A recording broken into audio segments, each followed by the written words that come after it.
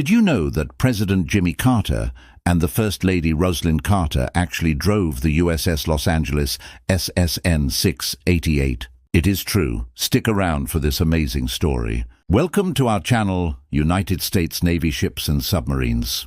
I am your host, Dougie Fearless, and today we will take a look at the USS Los Angeles SSN 688. We thank you for clicking on this video. So let us dive right into the deep blue sea with this exciting nuclear-powered submarine. This is the story of how a United States president actually took the helm and steered the nuclear submarine by steering the fairwater planes, while the First Lady Rosalynn Carter steered the rudder. This is a true story, and it is the only time in recorded history that a United States sitting president had done something like this. In fact, President Jimmy Carter was a submarine veteran before he ever became president, so this was not the first time he steered a submarine. The USS Los Angeles SSN 688. She was laid down on 8th of January 1972 at General Dynamics Electric Boat, Groton, Connecticut, and launched on 6th of April 1974. She was commissioned on 13th of November 1976 at Newport News Shipbuilding and Dry Dock Company in Newport News, Virginia, with Commander John E. Christensen, Jr. at the helm as the captain of the submarine. Following her commissioning, Los Angeles entered service with Submarine Squadron 6 on 13th November 1976. President Jimmy Carter and First Lady Rosalynn Carter embarked on board Los Angeles for a day on 27th May 1977.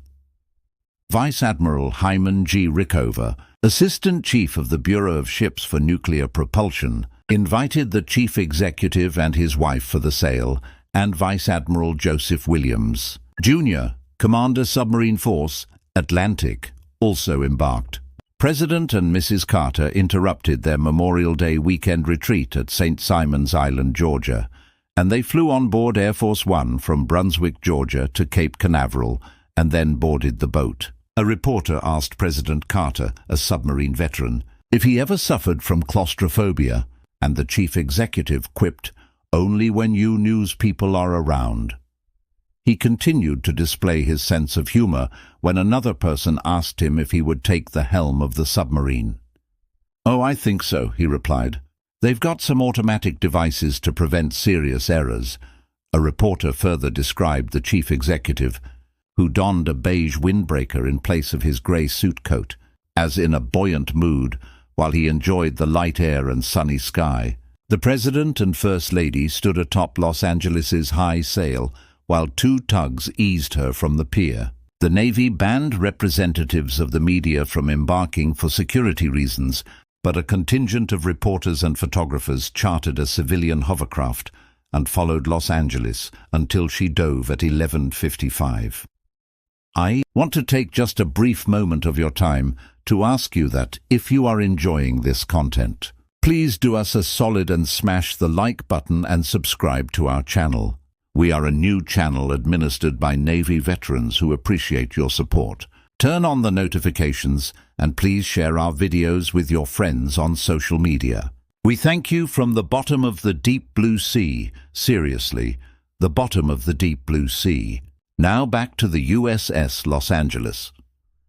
Rickover briefed the visitors on the status of the Navy's nuclear submarine program while they relaxed in the wardroom.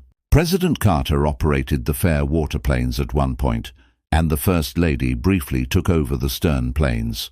Los Angeles kept in touch with destroyer Arthur W. Radford, DD-968, via an elaborate communication system, including the Moscow-Washington hotline, in order to ensure an uninterrupted executive chain of command. Arthur W. Radford also conducted air, surface, and subsurface surveillance of the surrounding waters. The destroyer rendezvoused with the submarine prior to her initial dive, and then again when the boat surfaced. Los Angeles sailed about 45 miles into the Atlantic before she came about and returned her passengers to land. Shortly before 1800, the chief executive stepped ashore wearing a black baseball cap with gold braid on the bill and the inscription, "Commander-in-Chief Jimmy Carter, President Carter personally wrote Commander Christensen and thanked him for the cruise on what is very likely the finest ship in the world. I was proud of your performance, which strengthened my confidence in the submarine force. Los Angeles celebrated the 30th anniversary of her commissioning on 13th November 2006. The attack submarine visited her namesake city when she berthed at the port of Los Angeles at San Pedro, California. The oldest attack boat in commission traditionally carries Rear Admiral Richard H. O'Kane's cribbage board in her wardroom. O'Kane received the Medal of Honor for his daring attacks on 2 Japanese convoys while in command of submarine Tang, SS-306, during her 5th and final patrol in 1944. Los Angeles, operating with Submarine Squadron 1, held a decommissioning ceremony in her namesake city on 23 January 2010 and was decommissioned on 4 February 2011. Los Angeles passed O'Kane's cribbage board to attack submarine Bremerton, SSN 698. She subsequently underwent preparation for disposal while at Puget Sound Naval Shipyard, Bremerton, Washington. The Los Angeles is eligible for listing in the National Register of Historic Places. Thank you for sticking around until the end. This proves that you are interested in the United States Navy and her fleet of amazing ships and submarines. We appreciate your support, and as always, if you have served in the Navy, we thank you for your service from the bottom of the deep blue sea. Thank you for your sacrifice, and it was your sacrifice that made this channel possible. We salute you.